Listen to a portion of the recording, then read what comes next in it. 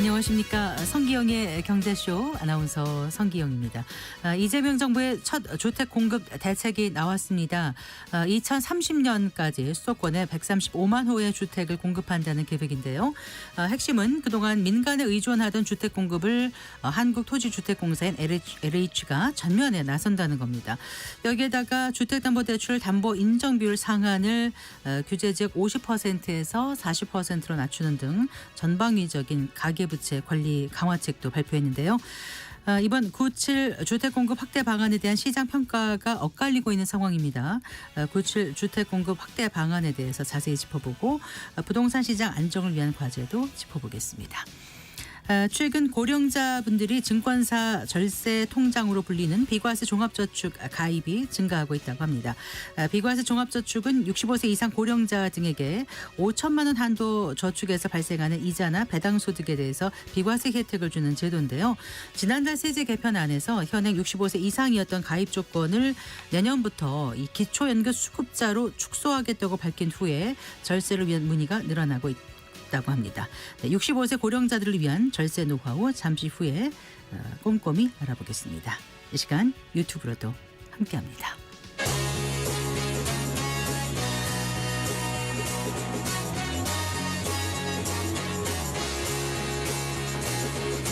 경제 시야를 넓혀드립니다. 투자의 지름길을 안내합니다. 돈 되는 정보를 발견하는 시간. KBS 1라디오 경제쇼. 먼저 오늘의 주요 경제 뉴스부터 살펴볼까요? 경제 뉴스 브리핑 손석우 경제평론가와 함께하겠습니다. 어서 나오십시오. 예, 안녕하세요. 안녕하세요. 자, 오늘도 국내 증시가 강세로 마감했습니다. 상승폭도 컸고요. 네, 오늘 장 후반에 상승폭 더 키웠습니다. 일단 6거래일 연속 코스피가 오른 거고요. 네. 오늘 지수만 보면 연중 최고치도 최고치고 4년 1개월 만에 최고가 또 다시 경신했습니다. 이제 그 역대 최고가도 생각보다 얼마 안 남았습니다. 그런가요? 네. 네. 자, 일단 종가부터 말씀드리면 코스피는 1.26% 상승한 3,260.05, 3,260선을 탈환했습니다. 네. 코스닥은 0.76% 상승하면서 824.82에 거래를 마쳤습니다. 수급상으로 보면 외국인과 기관이 장중에 매수세로 돌아서면서 상승폭을 키웠고요. 특히 외국인이 오늘 현물에서만 6,500억 그렇더라고요. 네, 매수 우위를 보였습니다. 네. 오늘 시가총액 상위주들 대부분 강세 나타냈고요.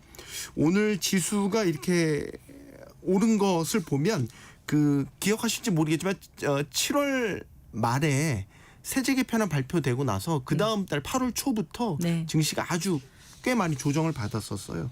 그러니까 세제 개편안 발표 이후 증시가 낙폭을 보였던 그 이후에 가장 많이 오른 상승폭이고요. 당시에 이제 지난달 1일이었죠. 코스피가 3.9% 네. 당시 낙폭을 기록을 했었고 그 이후에 이제 그 계속 박스권이었습니다. 맞아요. 3,100선에서 3,200선 요 사이에서 계속 박스권이었는데 오늘 한 달여 만에 박스권을 뚫고 올라갔다. 네. 상당히 오늘 의미가 있는 날입니다. 그럼 왜 이렇게 오늘 많이 올랐을까? 일단 미국 금리 인하 기대감은 계속해서 반영되고 있다. 이건 이제 미장과 비슷한 분위기로 계속해서 이어지고 있는 거고요.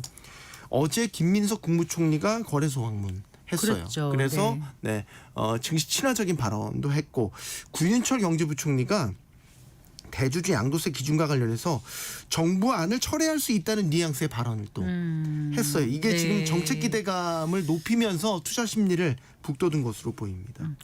자, 그리고 조현 외교부 장관이 우리 미국 이민 당국에 구금돼 있지 않습니까? 우리 네. 국민 300명의 석방 문제를 마무리 짓기 위해서 미국을 찾았다고요. 네, 그렇습니다. 지난밤에 미국 워싱턴 DC 인근의 댈러스 국제공항으로 입국을 했고요. 조 장관은 이제 마코 루비오 국무부 장관을 비롯해서 트럼프 행정부 관계자들을 만나서 우리 구금된 한국인들의 석방 또 귀국 협의를 최종적으로 매듭 지을 예정입니다. 네. 정부는 현재 자진 출국 형태로 구금된 우리 한국인들을 귀국시키는 방향으로 실무급에서 합의는 했는데 아직 이제 장관급에서 관련 절차가 완전히 완료되지는 않은 그런 상태입니다. 네. 조 장관은 이번에 귀국하게 될 우리나라 근로자들이 이제 앞으로 미국도 재입국을 할 수도 있는데 이럴 때 제한과 같은 불이익을 받지 않도록 하는 문제도 최종 네. 조율할 것으로 보이고요. 무엇보다 이번 사태의 재발 방지책 그리고 이번 사태를 통해서 부각된 한국 기업 관계자들의 비자 문제 이런 것들을 종합적으로 논의할 것으로 예상이 됩니다. 네.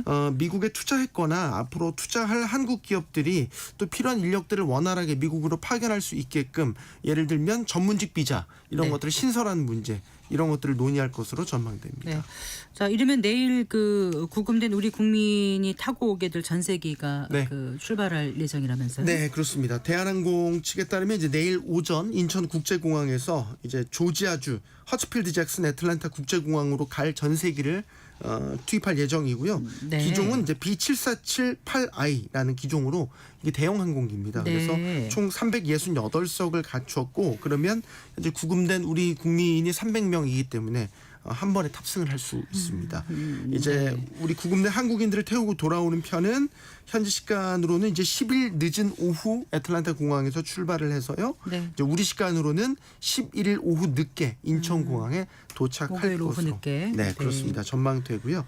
전세기 왕복 운항 비용에 10억 원 안팎으로 소요될 것으로 추산이 되는데 이 비용은 이제 LG 에너지 솔루션 측에서 부담할 예정입니다. 네. 자, 금값이 최고가 기록을 또다시 갈아치웠습니까? 네, 거침이 없습니다. 간밤 뉴욕 상품거래소에서 금 현물 가격 1.2%가 더 올라서 온스당 3,632.51달러에 마감을 했고요. 장중에는 3,646달러까지 치솟으면서 사상 최고치 다시 썼고요. 네. 12월분 인도분 선물 가격, 금 선물 가격도 0.7%가 더 올라서 3,680.30달러를 기록했습니다. 네, 네. 최근 3주 동안 9%가량 금값이 올랐고요. 올해 들어서만 누적 상승률이 37%에 달합니다. 네. 그야말로 금값의 고공행진 이어지고 있는 상황입니다. 금값의 추이를 보면 이제 올해 상반기까지 상당히 뜨거운 랠리를 이어가다가 사실 수개월간 또 박스권에 머물기도 했는데 8월 말부터 다시 가파른 상승세로 돌아선 이런 양상입니다. 네. 지금 금값에 대한 공격적인 전망 또 쏟아지고 있는데 오늘 신한투자증권에서 나온 보고서 하나만 소개해드리면 신한투자증권에서는 금값이 올해 말 온스당 4,000달러에 이를 수 있다 이런 전망 내놓고 있습니다. 네, 이렇게 금값이 가파른 상승세 보이고 있는 이유 중에 하나는 이제 미국 금리 인하 기대감 때문이겠죠. 역시 기저의 금리 인하 기대감을 깔고 있다라고 봐야 되겠죠. 네, 네. 기본적으로 이제 금 가격은 금리와는 반대로 움직이죠. 이제 보통 금리가 내려가면 채권 투자 수익률에 대한 기대가 낮아지기 때문에 이제 투자자들은 대체 투자처로 실물 자산인 금을 네. 선호하는 경향이 강해지죠. 그러면서 이제 금값이 올라가는 건데 일단 지난주 발표된 고용 보고서의 부진으로 다음 주에 열리게 될 이제 연방공개시장위원회에서 기준금리를 최소 25bp는 내릴 것이다 이런 전망이 지배적이고 네. 지금 워낙 고용 보고서가 부진하게 나왔기 때문에 일부 전문가들은 이제 0.5%포인트 50bp까지 한꺼번에 낮추는 비컷 가능성도 제기하고 있는 상황이죠. 네. 이런 금리 인하 기대감이 지금 금값을 밀어올리는 요인이라고 봐야 되고요. 골드만삭스의 경우에는 또 연준의 독립성을 침해하는 트럼프 행정부의 최근 기류 네. 이런 시도가 지속될 경우에는 이 자체도 투자자들의 불신을 키우면서 네. 안전자산인 금에 대한 투자 선호도가 더 올라갈 수 있다 이런 분석을 내놓기도 네. 했습니다. 자, 그리고 KT가 그 무단 소액 결제 피해가 이어지는 데 대해서 뭐 사이버 보안 당국에 사이버 침해 신고를 직접 했다고요? 네, 그렇습니다. KT가 최근에 이제 경기도 강명시나 서울 금총구등을 중심으로 무단 소액 결제 피해가 이어지는 데 대해서 사이버 보안 당국 이제 한국인터넷진흥원입니다. 키사에. 네, 키사에 신고를 한 것으로 파악이 됐고요. 네. 그 신고를 접수한 이제 키사는 이 사건을 현재 이제 경찰이 수사를 하고 있는데 병합해서 현장 조사를 진행할 예정인 것으로 알려졌습니다. 이번 사건이 이제 지난달 말부터 최근까지 주로 새벽 시간대 네. 그리고 아까 말씀드렸던 특정 지역 그것도 이제 KT 이동통신 서비스를 이용하는 네, 네. KT 고객들이 자신도 모르게 이제 모바일 상품권 같은 게 이제 구매가 되는 거죠. 이런 네. 식으로 이제 휴대전화 소액 결제 피해를 봤다는 신고가 잇따라 접수가 돼서 현재 경찰이 수사를 진행 중에 있고요. 피해 금액을 보면 뭐 광명 경찰서에 접수된 피해 금액은 3,800만 원, 금천 경찰서는 780만 원, 도합 4,580만 원 정도고요. 부천 소사 경찰서에서도 411만 원 상당의 피해 신고가 접수가 돼서 수사 중에 있습니다. 피해 금액 자체가 큰 건 아니지만 그거 아닌가요? 780만 원, 뭐 4,100만 물론 원. 네 크긴 합니다. 제가 네. 죄송합니다. 말을 정정을 하겠습니다. 근데 이제 중요한 건 좀 이례적인 부분이 많다라는 거죠. 예를 들면 새벽 시간대에 특정 특정 이동통신사 이용자들에게 특정 지역에서만 집중적으로 나타났다. 뭐 이런 부분들이 상당히 이례적인 부분이 많이 있어서 네. 일단은 경찰과 키사의 공동 조사 결과를 지켜봐야 되겠고요. 네. 최근에 또 이게 SK텔레콤 해킹 사태가 있었지 않습니까? 맞아요. 그래서 고객들도 예. 워낙 큰 홍역을 치른 터라 KT 그리고 고객들도 이번 사태를 좀 예의주시를 하고 있습니다. 그런데 어떤 그 경로로 소액 결제 피해가 발생한 건지 지금 네. 파악이 아직은 안 예. 되고 있는 거죠. 아직 안 네. 되고 있어요. 네. 그러니까 이례적이라고 아까 말씀드린 거에 종합적으로 다 담겨 있기는 한데 네. 범행 수법을 정확하게 어떤 경로로 어떤 방식으로 했는지를 아직 파악을 못 하고 있어요. 네. 그러니까 피해자들이 당한 그 정황들을 보면 예를 들어서 이제 본인 인증을 하는 이동통신사들이 공동으로 쓰는 패스라는 이제 앱이 있거든요. 네. 이런 것들도 이제 해킹이 된 흔적도 있고 카카오톡 계정까지도 그런 조작당한 정황도 있고요. 네. 그러면 뭐 예를 들면 이런 경우에는 복제폰이 있거나 중계기를 해킹당했거나 뭐 이런 가능성만 현재 제기되고 있는 상태고요. 확인된 네. 건 없습니다. 근데 예를 들면 이런 거죠. 아까 패스앱 말씀드렸잖아요. 이제 그런 인증 내역을 보면 새벽에 이제 그런 상품권 판매하는 그런 사이트에서 네. 이런 패스앱 인증을 받았다는 이력이 남아 있는 거예요. 그러면은 보통은 자기 전화로 이게 인증 받았다는 그 문자 같은 게 와야 되거든요. 네. 네. 그러니까 본인은 그걸 못 받은 거죠. 네. 근데 이제 해당 사이트를 보면 문자 인증을 받았다는 이력은 남아 있는 거고. 음. 그러면 인증 자체가 좀 우회된 흔적이라고 볼 수 있는 거고. 네. 한 피해자의 경우에는 카카오톡이 자동적으로 로그아웃이 됐는데 나중에 보니까 다른 번호로 또 새롭게 가입된 게 확인이 됐거나 네. 네. 뭐 이런 것들이 이제 계속해서 정황으로 드러나고 있는 거죠. 이런 정황들을 볼 때 이게 단순한 소액 결제 피해가 아니라 지금 통신이나 인증 시스템 전반에 취약성이 이게 드러났다라는 점에서 앞으로 계속해서 파장이 예상되는 대목입니다. 제가 정확하게 파악을 못했습니다. 각 경찰서별로 뭐 3,800만 원, 뭐 금천경찰서 같은 경우에 780만 원 이렇게 그게 이제 총액이고 경찰서별로 이제 소액결제 그 피해가 접수된 게 합해서 그 정도가 네, 아닌가 합해서 그 싶기도 한데요. 정도입니다. 나중에 한번 확인되는 대로 다시 알려드리겠습니다. 네, 잘 들었습니다. 고맙습니다. 감사합니다. 네, 경제뉴스 브리핑 손소구 경제평론가와 함께했습니다.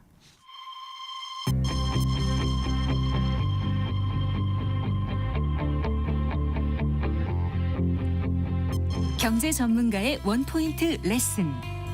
꼭 알아야 할 정보와 이슈를 알기 쉽게 풀어드립니다. 대한민국 경제 고수와 함께 투자의 맥을 짚는 KBS 일라디오 경제쇼. 진행의 성기영 아나운서입니다. 지난 일요일 정부가 2030년까지 수도권에 135만 호의 주택을 공급하겠다고 발표했는데요. 한국토지주택공사인 LH가 수도권 공공택지를 직접 개발 시행하는 방안에 대한 회의적인 반응부터 또 5년간 수도권 135만 가구 주택을 공급하는 것에 대한 실효성 논란까지 벌써부터 여러 평가가 나오고 있던데요. 자, 97 주택 공급 대책에 대해서 오늘 자세히 짚어보는 시간 가져봅니다. 최상욱 커넥티드 그라운드 대표 스튜디오에 모셨습니다. 반갑습니다. 예, 안녕하십니까? 안녕하세요. 일요일에 발표가 날 거를 어느 정도 예상하고 계셨었나요? 그 이틀 전에 엠바고가 돌았기 때문에 네. 일요일 오전 중에 발표가 날 것으로 알고 있었습니다. 네. 이재명 정부의 첫 주택 공급 확대 방안이 나온 거잖아요. 네.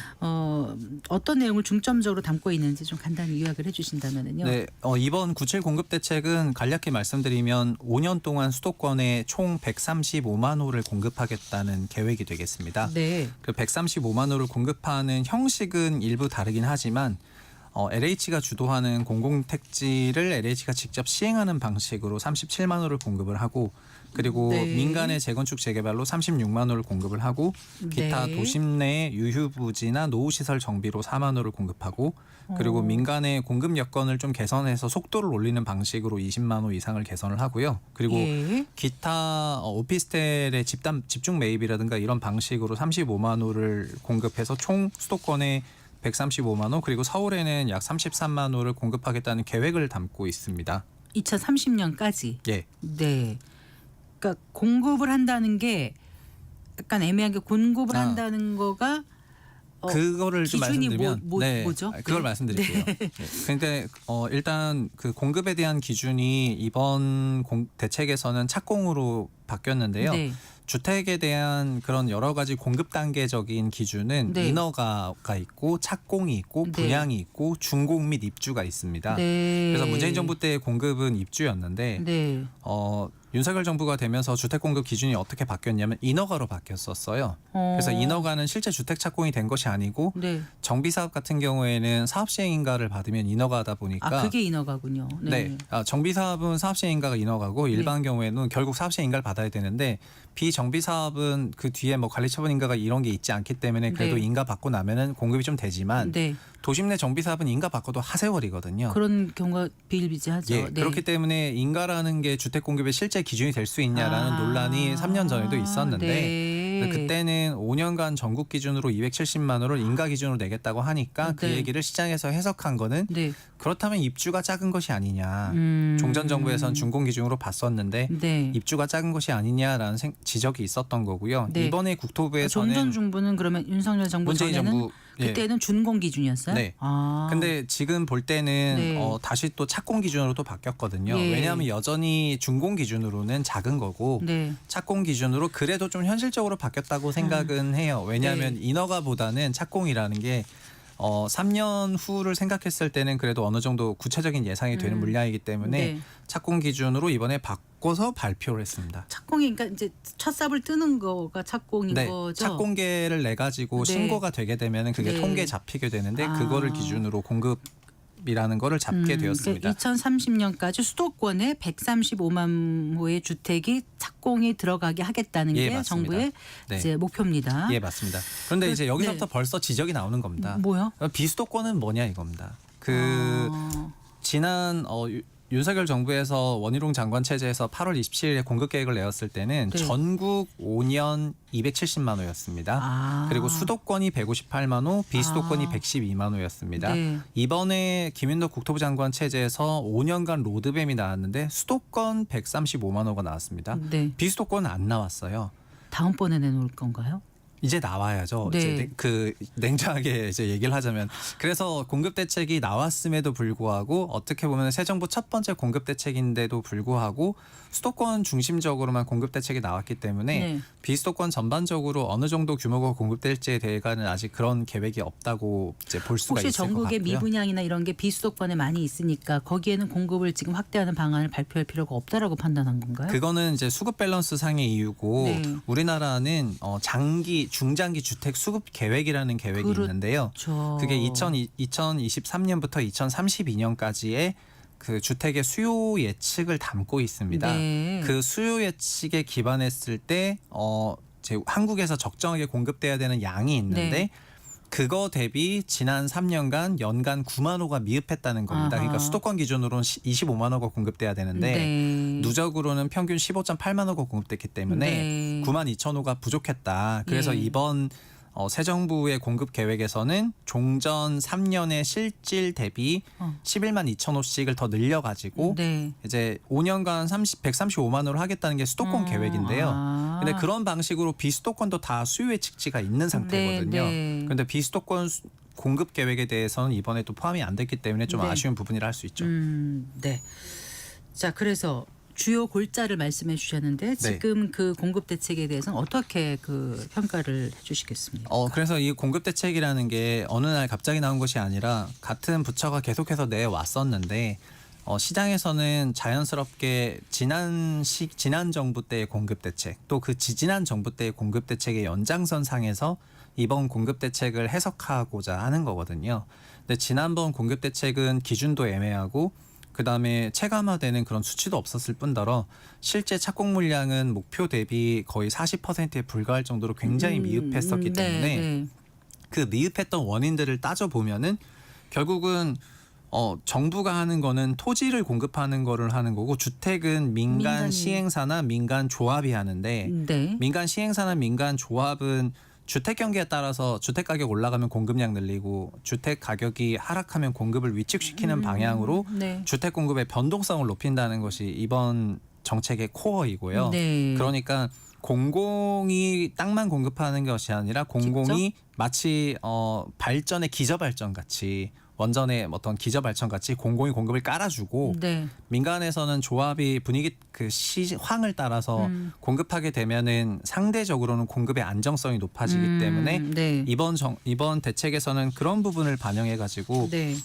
공공택지의 경우에는 LH가 직접 시행을 하겠다 이런 내용이 포함이 돼서 이제 135만 호가 발표가 되었습니다. 그럼 큰 틀에서는 기저 발전이라 말씀하셨는데 잘 된 대책이라고 생각하시나 봐요. 맞습니다. 맞는데 과거 3년간의 그 달성 실적이 너무 미흡하기 때문에 네. 그리고 지난 3년간 달성 실적이 미흡한 걸 지금 그런 근본적으로 해소를 했냐. 여전히 공공택지 개발은 그러니까 LH가 하던 거를 민간 시행사 하던 거를 LH가 직접 시행하면은 그 부분은 민간 공공이 커버할 수가 있게 되지만은 네. 여전히 민간 조합 사업은 열려 있는 거고요. 네. 그 민간 조합 사업도 지난 윤석열 정부 3년간 정비 사업에 대한 규제 완화를 밝히면서 속도를 올리겠다고 했었고 네. 거의 5년간 이제 정말 상당한 숫자를 공급하겠다고 발표했었지만 실제 달성된 거는 매우 목표 대비 40%도 안 되거든요.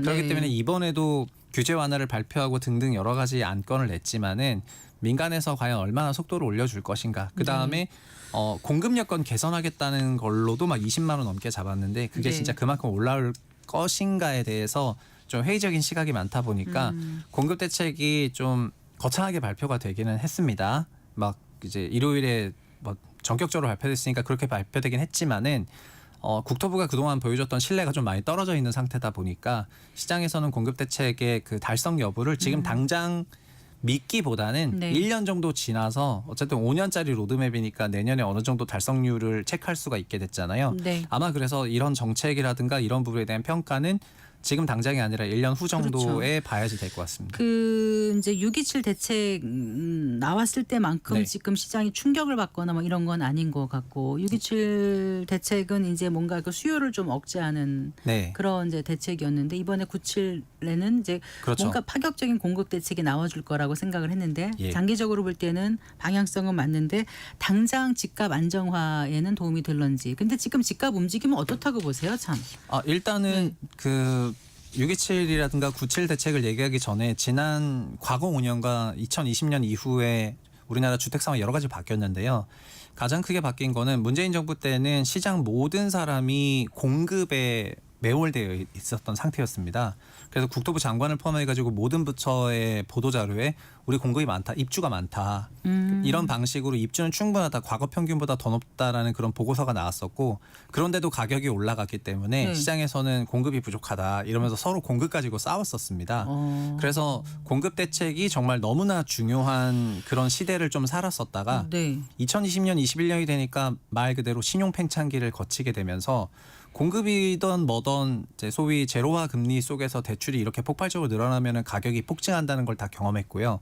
22년 같은 경우에는 금리가 급속히 올라가게 됐을 때는 금리가 부동산의 역관계라는 걸 또 전국이 경험을 하게 되고요. 네. 23년, 24년이 되니까 그때는 특례보금자리론이라든가 특례대출 같은 거를 열기 시작하면은 종전에는 이런 대출에 대한 인식도 높지 않았었는데 특례론 풀면 올라가고 특례론 쪼이면 내려가는 과정이 나오면서 네. 2020년부터 24년 만 5년에 걸치는 기간 동안 시장은 수요가 시장에 대한 영향력을 굉장히 발휘한다는 걸 깨닫게 돼버리게 된 것입니다. 네. 그래서 그 이후부터는 공급이 시장에 미치는 영향보다 수요가 미치는 영향이 더 높다는 인식하에 네. 627이라는 수요 대책이 나왔을 때는 네. 매우 예민하게 반응을 하게 된 네, 거고요. 네. 그런데 97 공급 대책이 나왔을 때는 이제 공급이 영향을 주던 시대는 지나갔다고 생각을 하는 거거든요. 그래서 공급이 중기적으로는 밸런스를 잡아야 되는 거니까 굉장히 중요한 대책임에도 불구하고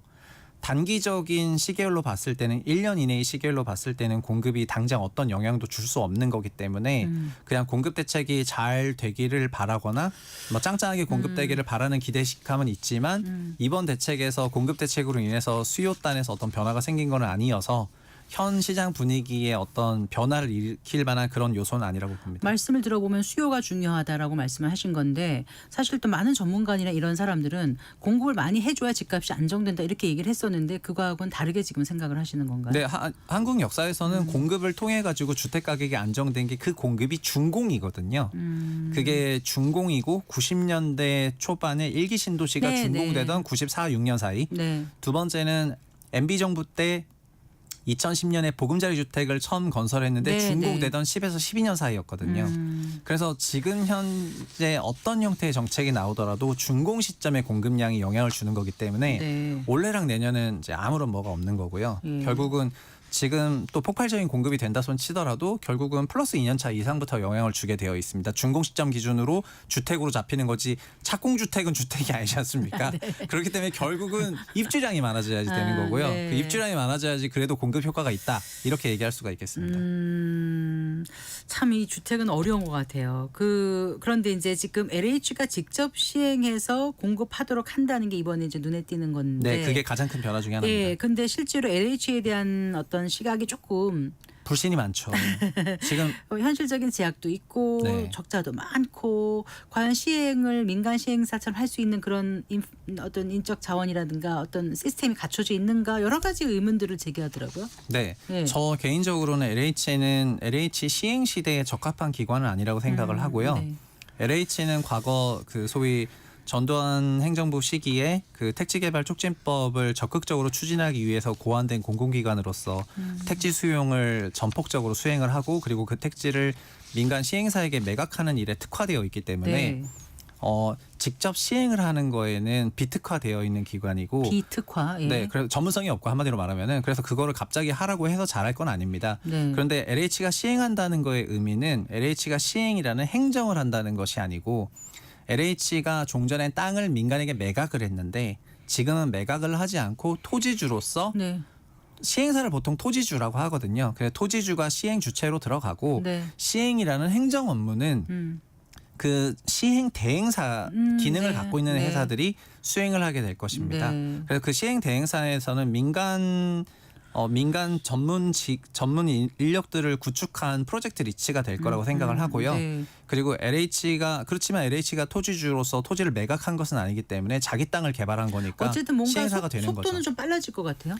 저는 개인적으로 속도뿐만 아니라 일단 인허가적인 측면에서 공공이 인허가를 내는데 공공이 시행하는 거니까 인허가 네. 프리패스고 그리고 단계가 줄어들면 뭔가 분양가도 좀 낮춰질까요? 어떨까요? 잘 기본적으로 모르겠습니다. 토지를 매각하는 형태가 아닌 형태가 된다면은 네. 분양가라는 거가 비싼 거는 건물 가격이랑 그 토지 가격이 같이 있기 때문에 네, 분양가가 네. 비싼 건데 네. 토지 임대부 분양이 되는 형태가 되면은 그 부동산에 대한 완전 소유인 건 아니거든요. 그러니까 건물에 대한 그 소위 50년이든 100년이든 그 사용권을 받게 되는 건데 네, 네. 현재의 저희 민법상 소유권은 그냥 영원히 갖고 있는 거잖아요. 근데 그런 건 아니기 때문에 가격은 당연히 차이가 날 수밖에 없고 네. 현 총 소유권을 넘기는 방식의 분양보다는 가격이 당연히 낮겠습니다. 네, 그래요. 네. 그리고 이제 뭐죠? 그 유휴부지라든가 네. 뭐 이렇게 그런 그 내용은 네. 이제 소위 학교 부지나 네. 아니면 서울 안에는 여전히 그 약간 소위 비어 있는 놀고 먹는 땅들이 좀 있습니다. 그래서 그런 땅들을 원래부터 개발할 생각들이 있었는데 네. 학교 부지와 노후 부지 그리고 장기 임대주택인데 너무 노후화돼가지고 재건축 필요한 네네. 물량들이 있습니다. 그런 걸 묶으면은 5년 4만 호 정도 되는데 근데 장기 임대주택 현재보다 그러면은 용적률을 가구수가 높여서 순증이 될 수 있어요. 맞습니다. 만약에 네. 2천 가구면 이제 5천 가구를 만들겠다는 거거든요. 네네. 근데 그것도 80년대 말부터 했는데 오래되다 보니까 재건축을 할 때가 됐는데 하면서 가구수를 늘리는 거군요. 맞습니다. 거기도 네. 용적률 증폭을 해가지고 가구를 늘리게 되는 거고 학교 부지도 통폐합이 되면서 비는 학교 부지가 있다 보니까 이런 거를 개발하겠다는 건데요. 근데 아쉬운 거는 이것도 생각보다 작았습니다. 그러니까 그게 좀 제한적이라서 그러면 과연 5년 동안 수도권에 30몇만 호 이렇게 공급한다는 게 네. 땅이 어디가 가능한 건지 그린벨트를 푼다는 건지 노후시설 유휴부지 쪽으로요. 그러니까 135만 호 공급하는 건데 네. 3기 신도시를 포함한 공공택지는 37만 호예요. 네네. 그래서 그 37만 호는 이미 2018년부터 계획됐던 3기 신도시 물량이 계속해서 오는 건데 지난 정부 3년 동안은 6만 호밖에 공급이 안 됐어가지고 네, 네. 이번 정부는 연 7만 호씩 공급하겠다고 해서 5년간 37만 호를 이제 유지하겠다는 생각이고요. 네. 말씀하신 3기 신도시류는 다 여기 들어갑니다. 네. 근데 이거 말고 도심 내 도심 내. 주택 공급을 예, 위해서는 예. 유휴부지나 나대지나 노후시설물이나 유휴시설물들이 있어야 되는데 거기에는 학교도 있고 청사도 있고 여러 가지 물량들이 있습니다. 그런데 그 물량들이 이번에 처음 발표가 됐는데 그게 38,000호밖에 안 됐어요. 아, 네. 그래서 생각보다는 적었다고 평가를 받고 있습니다. 왜냐하면 국정위에서 이거를 처음 논의할 때도 그냥 주민센터 위에 집만 지어도 15만 호다 이런 말이 나왔었거든요. 아. 그런데 실제로 학교 부지와 뭐 유휴 부지는 뭐 하지만은 뭐 주민센터든 경찰서든 이런 거 다 빠져 있기 때문에 네. 여기서 38,000밖에 못 나왔고 그래서 경찰서 아쉬운 부분이 위에 큰 지으면 부분이죠. 어때요? 생각을 그거를 안 해봤네요. 현재 준공업 지역이나 이런 네. 용적률 800% 지역에 예. 용적률 150%로 청사들이 다 차지하고 있기 때문에 그거를 복합 건물을 건설하게 되고 소위 동선 분리를 하게 되면은 공공과 민간 이용하는 건물 간에 복합적으로 돌아가는데 설계하는데 문제가 없는데요. 네. 현재는 그런 것들이 뭐 행안부 소재든 경찰 소재든 군부대 소재든 이런 부동산들이 많이 있기 때문에 네. 그냥 국토부에서 할 수 있는 그런 공급 계획을 낸 것 같고요. 이번에는 타 부처와 전향적으로 섞어가지고 공급 대책을 서울 도심에 냈다면 좀 더 많이 나왔었을 것 같거든요. 네. 그래서 국정이 발표했던 그 가상의 계획이지만 15만 에도 미달하는 3.8만 호가 나왔으니까 도심 내 네. 주택 공급 숫자는 조금 부족한 것 같다. 그래요. 그리고 이제 그 토지거래 허가 구역을 지정하는 지정권자를 뭐 확대하는 네. 그것도 담겨 있던데. 이제 9.7 공급 대책은 공급과 공급 외 대책으로 구성되어 있는데 공급 외 대책들이 시장에 더 높은 관심을 받았습니다. 예. 왜냐하면은 결국 이게 수요 대책이었거든요. 예. 그래서 수요 대책으로 나왔던 게 그 대출 규제를 좀 더 예, 강화하는 예. 거. 그다음에 주택 매매 사업자와 임대 사업자에 대한 네, 대출을 네. 더 강화하고 네. 또 토지 거래 허가 구역에 대한 지정권자가 지금 시도지사인데 그거를 국토부 장관으로 네, 네. 변경하는 거. 변경이에요? 추가하는 게 완전 국토부 변경? 장관이 이제 지정 권한이 생기시는 거죠. 생기는 거죠. 그러면 서울시에서 서초, 강남, 송파, 용산만 지정한 상황이지만 네. 국토부 장관이 동일 시도에 대해서 네. 다른 구역을 국토부 장관이 지정할 수가 있습니다. 서울시장 소위, 아니라도. 소위 장관 토어제 시대가 네, 된 겁니다. 네. 그런 부분이랑 그다음에 자금 조달 계획서 강화하는 거 그리고 부동산 감독원 같은 조사 감독 기관을 만들어 가지고 네, 네. 여러 부처가 합의로 조사하겠다고 하는 내용들이 나왔는데 이런 것들이 약간 수요를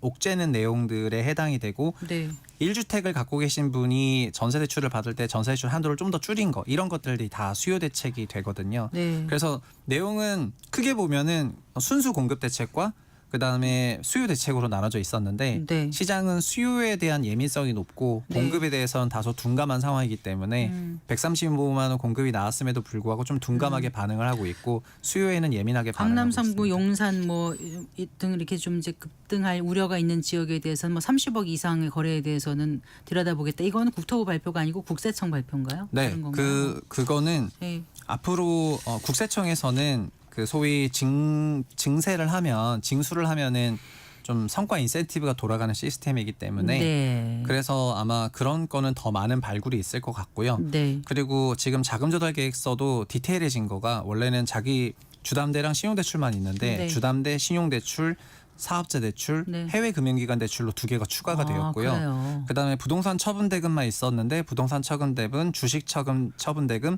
가상자산 처분대금, 코인 가상자산이 들어가요? 처분대금도 그것까지. 이제 자조서에 넣게 되어 있습니다. 네. 그러니까 주택을 사는 데 있어서 자금 조달 계획서를 종전보다 더 빡빡하게 써야지 되고 네. 그리고 그 자금 조달 계획서가 조금 이상할 것 같으면 이제 감독원에다 달라붙겠다는 자금 조달 계획서를 거잖아요. 자조서라고 하군요. 예, 저는 좀 그거를 잠깐 자소서로 들어가지고. 자조서라고 하는데 자금 조달 계획서가 어쨌든 17년부터 만들어졌는데 이번에 가장 좀 센 형식으로 그렇군요. 개정이 되거든요. 어쨌거나 그게 좀 부담스러운 분들은 주택 매매 이런 걸 좀 덜할 유인이 생길 것 같아요. 예, 그게 20년, 21년에 어느 정도 세게 나갔었냐면은요. 네. 원래 사는 사람만 자금 조달서를 내야 되잖아요. 네. 근데 파는 사람한테도 넌 살 때 어떻게 샀어? 이걸 까지 물어봤어요. 과거로? 그러니까 2세대를 물어봤거든요. 아. 그럼 파는 입장에서도 자기가 산 것까지 꺼낼 줄은 몰랐는데 네. 자기한테 내가 불편한 어떻게 거죠. 샀는지 다 꺼내라고 하니까 그것도 좀 쉽지 않아서 그래서 저 개인적으로는 감독원의 등장과 함께 자금 조달 계획서가 강화가 되었기 때문에 시장이 냉각될 요인은 충분할 것 같고요. 네. 다만 그냥 펀더멘탈하게 공급이 효과를 주기에는 다소 시간이 남아 있고 그리고 네. 수요단에서는 행정 절차가 타이트해진 거지 막상 금융 대책이 심화된 것은 아니기 때문에 네. 6.27 대책과 같은 그런 시장의 그 냉각은 없을 거로 보고 있습니다. 혹시 앞으로 일각에서 집값이 뭐 들썩일 경우에 일부에서 세제 정책이 추가로 나올 가능성에 대해서는 어떻게 보십니까? 세제는 올해는 이제 그 이미 논의 시점이 다 지나갔기 때문에 내년 기준으로는 세제 정책이 나올 가능성이 높다고 생각해서 올해는 아닐 것 같고요. 네. 11월은 너무 짧게 남았고요. 그리고 내년에는 세제 정책이 크게 논의가 될 것 같습니다. 그리고 전체적으로 그 금융 대책이 이제 수요가 한번 나오니까 공급이 나온 건데 네. 공급이 지방까지 포함해서 미진했기 때문에 지방 공급 미진한 부분을 캐치업하는 내용이 나와야 될 것 같고요. 네. 그 다음에는 다시 수요 정책이 또 나오는 시대가 될 것 같습니다. 알겠습니다. 오늘 말씀 잘 들었습니다. 예, 고맙습니다. 감사합니다. 네, 최상욱 커넥티드 그라운드 대표와 얘기 나눠봤습니다.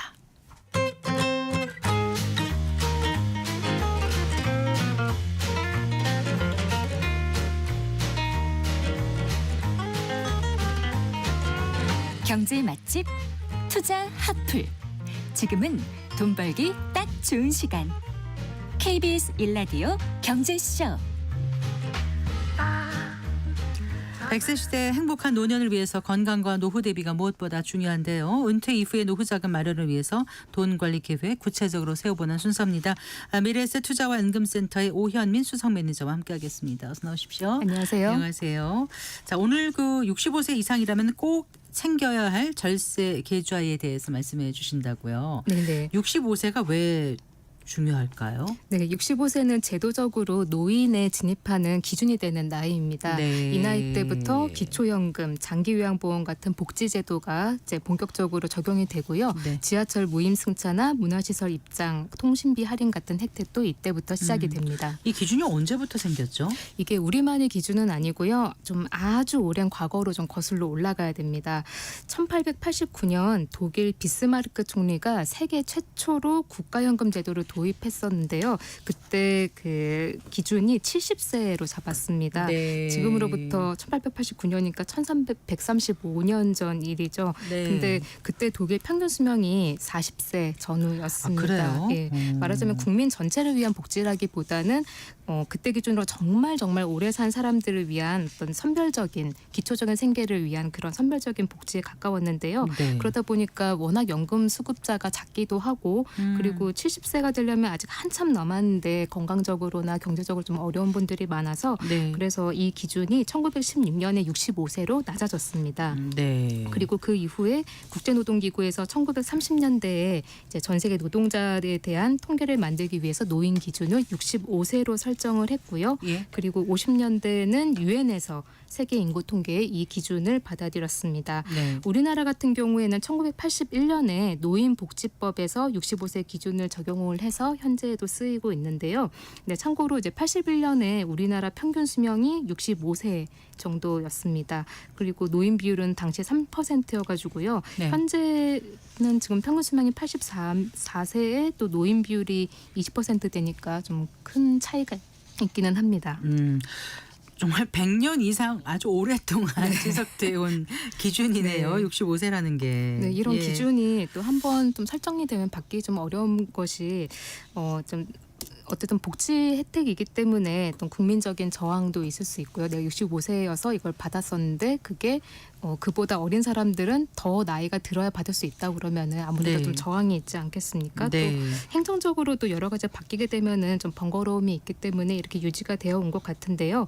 근데 또 의료 기술이 계속 발전하고 또 수명도 길어지다 보니까 좀 선진국을 중심으로 이제 이런 국제적인 통계 65세를 사용을 하긴 하지만 그래도 복지나 연금 수령에 있어서는 연령을 좀 이렇게 높인다든지 뭐 예를 들어 뭐 일본 같은 경우는 뭐 정년을 뭐 70세로 올리려고 하는 시도가 있고요. 뭐 대중교통 할인도 70세부터 적용이 된다고 합니다.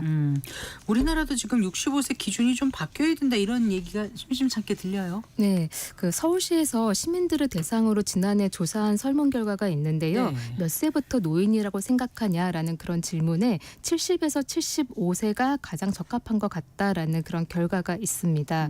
그래서 서울시가 이제 이런 결과를 바탕으로 해서 지난해부터 인구정책 기본계획에서 노인 복지 혜택을 혜택을 주는 기준 연령을 70세 이상으로 바꾸는 방향으로 좀 추진을 하고 있습니다. 네. 물론 당장 이게 혜택을 줄이는 건 아닌데요. 이제 기준 연령을 높이는 프로젝트가 이미 가동 중이다 이렇게 보시면 되겠습니다. 아무래도 좀 혜택이 줄어드는 것을 감수해야 되는 때가 올 것 같아요. 네, 이게 65세 이상 고령자를 위한 그런 제도가 단계적으로 이제 축소되고 폐지되고 이런 것들이 앞으로 좀 많이 나올 것 같기는 합니다. 네. 이게 서울시만의 문제는 아니고 그 우리나라 전체적으로 이런 경향이 좀 심화될 수 있을 것 같은데요. 네. 그래서 오늘 말씀드릴 비과세 종합저축 계좌도 이제 그 중에 하나라고 이제 생각이 됩니다. 네. 자, 비과세 종합저축 계좌 65세 이상 분들은 잘 알고 계실 것 같아요. 네, 이게 어떤 건지 간단하게 좀 말씀을 드리면요. 네. 사회적 약자나 금융 취약계층에게 이자나 배당금에 대해 비과세 혜택을 주는 계좌입니다. 보통 이자나 배당 소득은 소득세, 주민세 합쳐서 15.4%를 공제하고 받게 되는데요. 보통 일반 계좌에서는 그러니까 100만 원 이자 배당 소득이 있으면은 15만 4천 원을 빼고 84만 6천 원을 받게 됩니다. 네. 그런데 비과세 종합저축 계좌는 이 세금을 내지 않아도 되는 겁니다. 그대로 네. 100만 원의 이자 배당 소득을 내가 받을 수 있는 건데요. 물론 이게 무한정은 아니고요. 납입액 기준 최대 5천만 원까지 됩니다. 네, 그래요. 그러면은 이 계좌 가입이 앞으로 제한이 된다는 거예요? 뭐 네. 제약이 생긴다는 거예요? 네, 지난 7월 발표된 세제 개편안에 담긴 내용인데요. 현재는 이 계좌에 가입할 수 있는 대상이 65세 이상이거나 혹은 기초생활수급자거나 장애인, 독립유공자 및 그 가족 등의 가입 조건이 됩니다. 네. 단 이제 금융소득 종합과세 대상자는 가입이 안 되고요. 네. 그래서 이제 금융소득이 많으신 일부 분들을 제외하면 65세 이상이라면 누구나 가입이 가능했는데요. 내년부터는 이 조건이 기초연금 수급자로 바뀌게 됩니다. 물론 이거는 법안이 최종 통과된다면은 이렇게 된다는 겁니다. 현재 기초연금 받으시는 분들이 얼마나 될까요? 네, 기초연금은 65세 이상 인구의 소득 하위 70% 정도 되니까 그래도 꽤 많은 분들이 받고 계시긴 합니다. 네. 그런데 아무래도 이제 좀 자산을 좀 증식시키려고 하시는 분들은 상위 30%에 있는 분들일 거예요. 네네. 그래서 기초연금 받고 있지 않은 분들이라면은 이 계좌의 가입 자격이 이제 올해 말까지라는 것을 좀 기억하시면 좋겠습니다. 그 전에 뭐죠? 세금 우대 종합저축 이런 거 있지 않았나요? 아, 네. 그거하고 지금 말씀해 주신 거하고는 어떻게 다르죠? 네, 과거에 이제 세금우대 종합저축이 있었는데요. 요거는 어떤 건지 좀 말씀드리겠습니다. 이 20살 이상이면 이거는 가입이 가능했고요. 네. 15.4% 세율 대신에 9.9%를 적용시켜주는 계좌였습니다. 그리고 요거는 일반적으로는 한도가 1,000만 원이었는데 65세 이상 같은 경우는 3천만 원을 한도로 했었습니다. 네. 또 비슷한 것으로 비과세 생계형 저축이라는 것도 있었습니다. 네네. 요거는 대상이 남녀가 좀 다른데요. 남성은 60세, 여성은 55세 이상 고령자이고요. 그리고 장애인, 국가유공자 등을 대상으로 했습니다. 이 계좌는 비과세 한도가 3천만 원이었습니다. 네. 이 생계형 저축과 앞서 말씀드린 세금우대 종합저축이 합쳐진 게 바로 비과세 종합저축인 겁니다.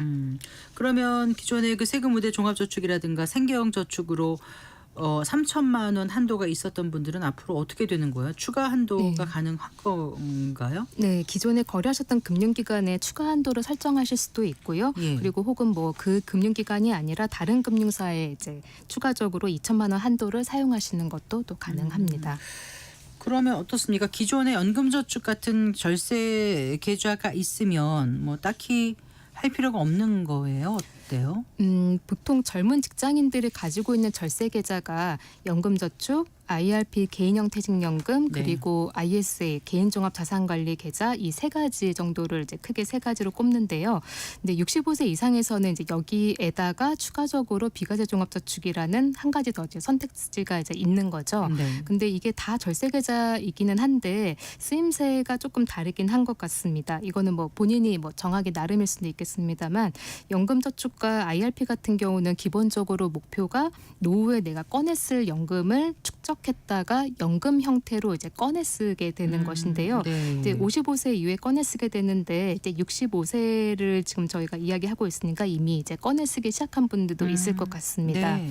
근데 이게 연금이라는 속성상 기본적으로 이제 안정성이 중시되는 부분이 있기 때문에 일단 이 IRP 연금저축에서는 주식에는 직접 투자는 할 수 없게 되어 있습니다. 대신 이제 펀드나 ETF를 통해서 간접적으로만 투자를 할 수 있는데요.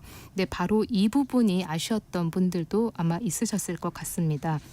그래서 이제 본인이 연금을 받으면서 투자를 계속 하고 싶은 분들, 근데 직접 투자의 목적이 있으신 분들 같은 경우에는 네. 우리나라 주식시장에서 이제 꾸준히 배당을 잘 주는 기업들도 있는데 이제 펀드 ETF, 이제 어떤 전문가가 이제 꾸려준 그런 상품 말고 내가 직접 고른 배당주에 직접 투자를 하고 싶다. 거기에서 네. 나오는 이제 배당으로 내 노후소득을 만들고 싶다. 이제 그런 분들은 증권사에서 중개형 IS를 가입하거나 혹은 비과세 종합저축을 가입하는 방법 두 가지 중에서 고려하시면은 절세 혜택을 누릴 수 있겠습니다. 그럼 비과세 종합저축 계좌에서 주식에 직접 투자가 된다는 말씀이신 거죠? 네, 맞습니다. 어떤 금융기관에서 가입했느냐에 따라서 계좌에서 투자할 수 있는 상품이 좀 달라지는데요. 증권사에서 가입한다면은 주식을 포함해서 채권, 펀드, ETF 등 투자 상품을 담을 수 있습니다.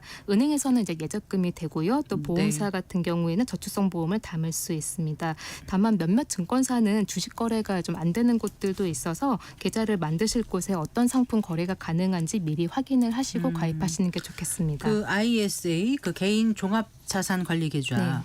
여기에는 비과세 한도가 있는 거 아닌가요? 네, IS에는 일반형과 서민형이 있는데요. 총급여 5천만 원 혹은 종합소득 3,800만 원 기준으로 기존 금액보다 소득이 많으면 일반형, 적으면 서민형이나 농어민형으로 나뉘고 네. 비과세 한도도 나뉩니다. 네. 일반형은 200만 원까지, 서민형과 농어민형은 400만 원까지 가능합니다. 네. 이 한도를 넘어선 수익에 대해서는 9.9% 분리과세가 됩니다. 분리과세군요. 네네. 네.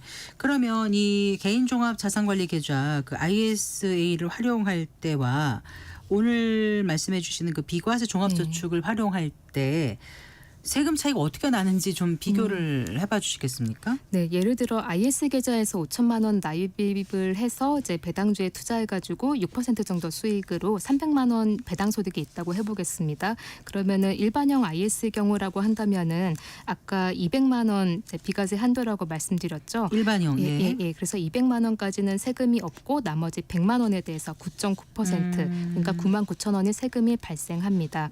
근데 네. 비과세 종합저축 같은 경우는 세금을 전혀 내지 않고요.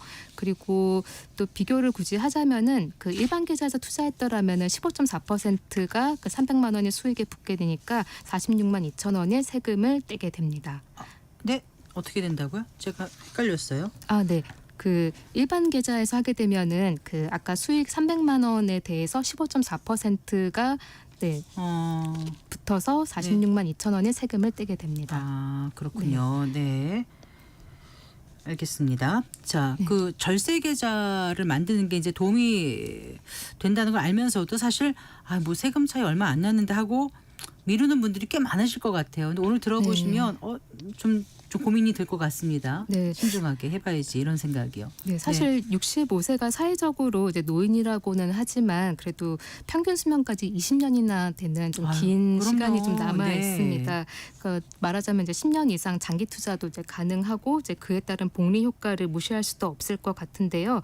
그래서 이런 효과를 누리면은 사실 장기적으로 내 노후 자산이 풍부하게 되는 것도 있기 때문에 그래서 절세 계좌가 중요하다라고 좀 말씀을 드리고 싶습니다. 근데 사실 금융기관이 다 이제 비대면 앱으로 계좌가 가입이 되면은 네. 뭐 언제 어디서나 이제 계좌를 가입할 수 있어서 좋겠습니다만 이제 회사마다 상황이 좀 다른 것 같긴 합니다. 이제 네. 안 되는 곳도 있기 때문에 내가 관심을 가지고 있는 금융회사에 미리 전화해서 그 비대면이 되는지 안 되는지 이런 것들을 한번 좀 미리 확인하시면 좋겠습니다. 네. 저희 방송 듣고 계신 청취자 유창현님께서 이런 질문을 주셨어요. 지금 65세 기준 말씀하시는데 이게 네. 개인의 생일을 네. 기준으로 하는 건가 이렇게 물어보셨거든요. 만 65세 만 65세. 기준입니다. 그러니까 생일이 생일이 기준이 지난 이 되겠네요. 네네. 네. 그래요. 저 65세 이상 되신 분들 그 절세 계좌 활용하실 때 어떤 말씀 끝으로 좀 해주시고 싶으세요? 네, 이제 100세를 내다보는 이제 시대를 아무래도 우리가 살아가고 있다 보니까 65세라는 나이면은 이제 그냥 연금을 받기만 하는 시기라고 생각을 하기보다는 네. 연금을 받으면서 투자도 동시에 해야 그래야 이제 평균 수명에 대한 좀 대비도 할 수 있을 것 같고요. 그래서 네. 그런 연금 받는 시기에 적합한 포트폴리오를 만들어 나가는 시기 방식이다. 좀 이런 식으로 생각을 해주셨으면 좋겠고요. 네. 그 밑바탕에 이제 세금을 줄일 수 있는 절세 계좌를 반드시 발판으로 깔고 계시면 좋겠다라는 말씀드리겠습니다. 알겠습니다. 잘 들었습니다. 고맙습니다. 네, 감사합니다. 네, 미래에셋 투자와 연금센터의 오현민 수석 매니저와 함께했습니다. 마칠 시간입니다. 성기영의 경제쇼 오늘 순서 여기까지입니다. 아나운서 성기영이었습니다. 고맙습니다.